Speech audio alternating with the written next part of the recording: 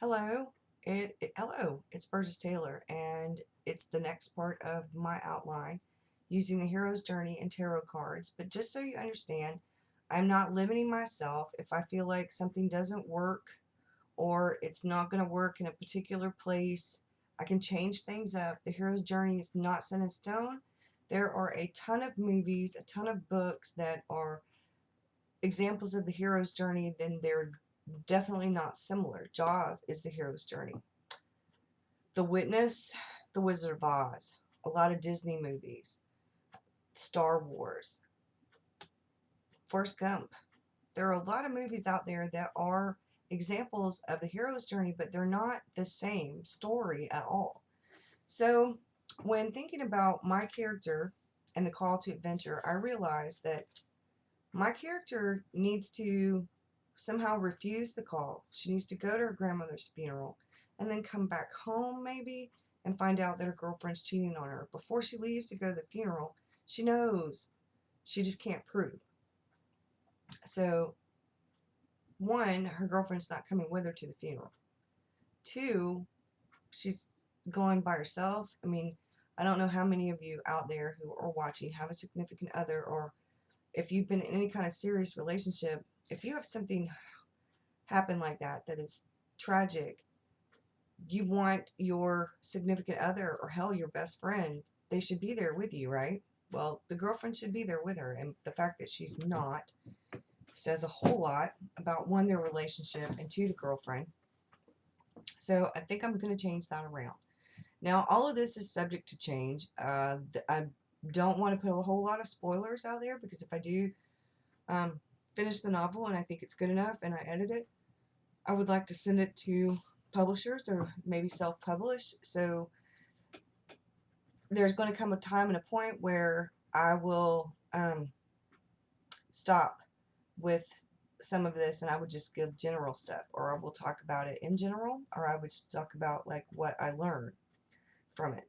But for now, I think I'm going to stop with that part. I'm just going to talk about what I've learned so far, because I did somebody who is maybe a villain or a contagonist. I did a spread through the major arcana, and this is what I came up with. Now, whether I use this in my novel or not, I don't know. Like I said, some of this is subject to change. Some of it may not end up in my novel at all. I'm already thinking about like what will work best based on what I'm learning about my character and about my story and about the journey for my heroine. I'm trying to stop calling her the hero, and I'm trying to start calling her the heroine. She's the hero of her own story. My villain wanted to be a psychic. He is a psychic. But he wanted to be more than that. He wanted to do good. He wanted to help people. But he had to change his mind because he didn't trust anybody. He didn't trust his own intuition. And he really had to learn how to communicate with people on a deeper level. He doesn't really like people, and because he doesn't trust anyone, being a psychic per se wasn't really going to work for him. So he goes in the military. Once he's out of the military, decides to become an entrepreneur, and he starts his own mercenary business. Now, he's not killing people per se in the mercenary business. I mean, he can, and he will, and he does sometimes. But what he's really doing is maybe import-export. Maybe he's a transporter. He's security. It's any number of things. Mercenaries get hired for all kinds of reasons. So he becomes pretty big. His business does really well, and he ends up hired out through the Society of the Witch Hunters, and he starts working for them kind of part-time. And that leads to a position that opens up for him full-time, being a witch hunter. And at the same time, the mercenary business is becoming way too political. It's too many. Too many people are wanting contract kills and things like that. That's not really what he wanted out of his business. So he sells his business, and he becomes a witch hunter full time. Now, he's psychic, and he knows a witch when he sees one. He enjoys the travel. He enjoys being more of a loner. As a witch hunter, he answers to people, but he's on his own. On occasion, they go in groups. But even though he enjoys to travel and he enjoys his solitude, he lacks spiritual fulfillment. He's still not happy with himself or his job. Because he's a real psychic, he knows a real witch when he sees one. He knows a real witch who doesn't even know she's a witch. And he knows the difference between, say, a good witch and a bad witch. And there are those out there who use their powers for harm. And he lets the good ones go. He lets some of them go. He lets some of the ones who don't even know that they're witches go. And my realm, for what I will call the witch world, is not going to be necessarily, a lot of it's going to be based on truth. I want it to be authentic. But there are all kinds of different types of witches. There are all different kinds of branches of paganism. There's all kinds of different branches of Wicca. There's a big umbrella of witchcraft, from sorcerers to wizards to warlocks to witches, and there are male and female witches. And they're positive and negative, just like in regular life. You have the good, the bad, the light, the dark. There's a balance. You can't have one without the other. So, like I said, he's let a few go, and he does that from time to time, and it's more of a gut thing for him because of his psychic ability. It's definitely his intuition. And he's getting to where he trusts himself more and more with his intuition. So he ends up becoming a sort of ally for Irish. And I won't say anything more than that. So on to the refusal. Now, I did a little bit of the call to adventure, but for my character, I realized that I pulled some cards based on something that was part of an exercise. And I'm just going to show you the cards. As we know, this card, and this card has come up twice. And this card can mean a literal death, or it can mean change, inevitable change. It can be the end of a relationship. It can be the end of a situation. It can be a precipitation to escape or enslavement. It says ego. It says illusion. There's a whole lot of different things that this card can actually represent. Now, on one spot, this actually represents a literal death. And in another spot, it represents a pivotal change, an inevitable change, because as we know, her destiny does not lie in the mundane world. So we'll talk about that card a little bit more later. I also pulled the Lovers, and I did not pull it as in the end of the relationship. I pulled it as in perhaps the B story. She's going to meet somebody. So, but there's also a place in this where I pulled this, and it can actually mean a spiritual change. It can mean a vulnerability, a spiritual connection, communication, a karmic relationship. And I pulled this, and this card came up again, and it was actually significant for spiritual connection. And I think this may actually be the mentor that's going to come. And I'm not quite there yet, so I'm wondering about that card.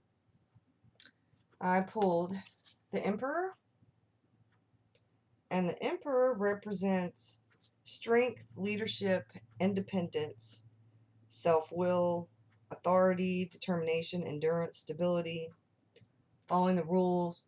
It can also mean a man who represents any number of those things. And when I pulled this card, the first thing I thought of was her grandfather. And her grandfather was killed by witch hunters. And now her grandmother's been killed. And I kind of leaned towards maybe this was sort of her reason underneath the surface for finally accepting the call to adventure. There are some things that are going on in her life, like the girlfriend and her grandmother's death.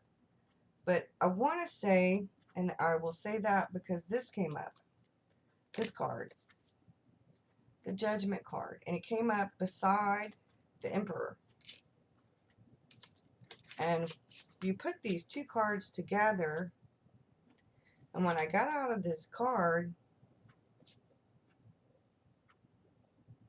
was she's being called, that there's a family in this, and there's like, that's a guardian angel, maybe. When I first read this, it looked like, you know, and they're listening, and it really looks like the call.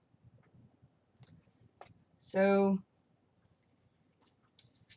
that made sense to me, because the reason she left the witchy world, because she'd been through too much death.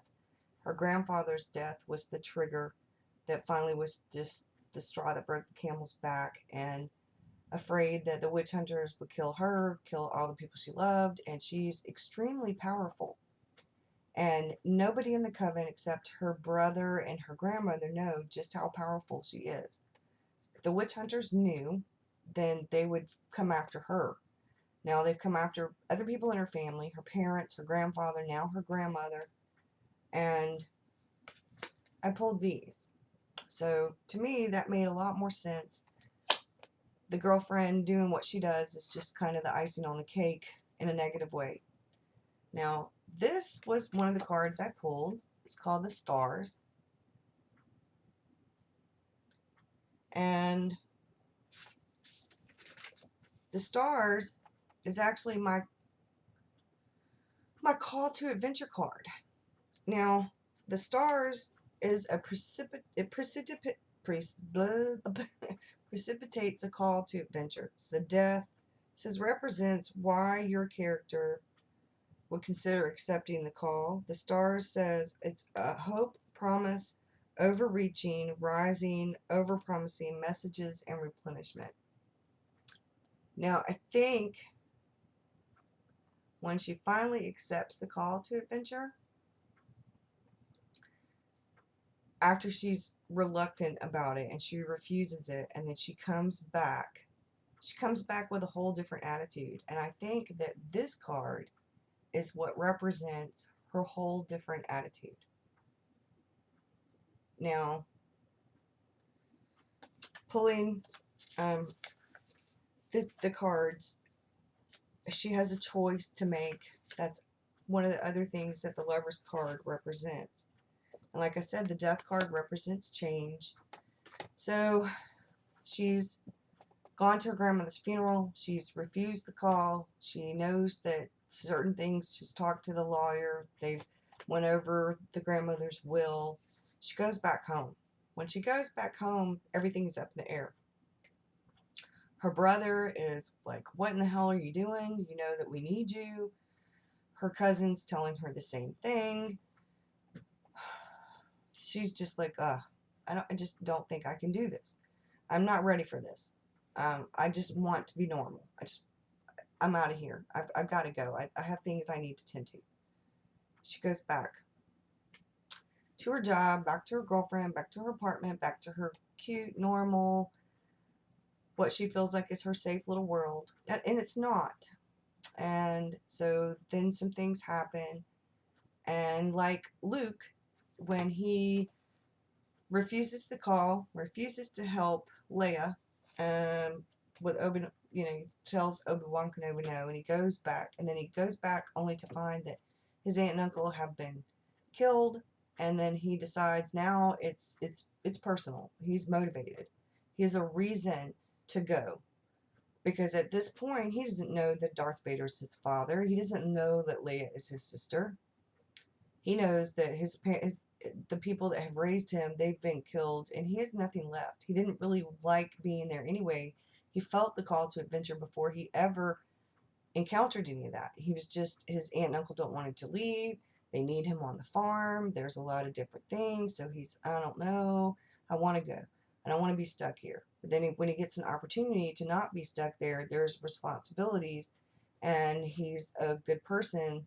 And, you know, so I won't get into any more about Star Wars and the outline for the hero's journey. But I feel like that's a good point to make, though, is that sometimes people aren't reluctant because they don't want to go.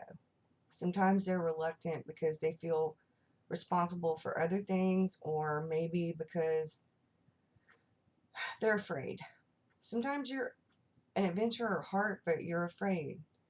And I think that my character has been so wrapped up in being afraid for so long that she doesn't see that what she's really afraid of is already happening. It's already happened. It's going to continue to happen. It's got to be stopped. So that's where I'm at, and I hope you guys have a good one, and I'll see you again tomorrow, and hopefully I'll have some more, and I will try to do a little bit more vlogging for Vlogtober. But to tell you the truth, it's been raining here for a week. We have flood warnings. People are putting sandbags out. It's been raining non-stop. It is raining now. I took a little bit of video of the rain, but I couldn't really do anything. I haven't driven anywhere. They're telling everybody if you don't have to go anywhere, don't. And I'm not. My husband has to leave tomorrow early on Sunday to head out, but he's heading out more towards the mountains, so he'll be missing all of this. And like I said before, my car sits really low, so driving out in this rain is not really a good idea unless I really have to. So I am, however, stepping out to probably Dollar General tomorrow sometime. Hopefully it will ease off for a little while. I need to get a poster board because I have a video to make for the October the 7th for #RightTube, and I am going to use a poster board. I have some things to put on there that I think will be important for the video. I need a better editing software, but I don't have time to learn it to go past the learner's curve, so we're going to make do with what we have. And I will see you guys soon. Have a good one. Bye.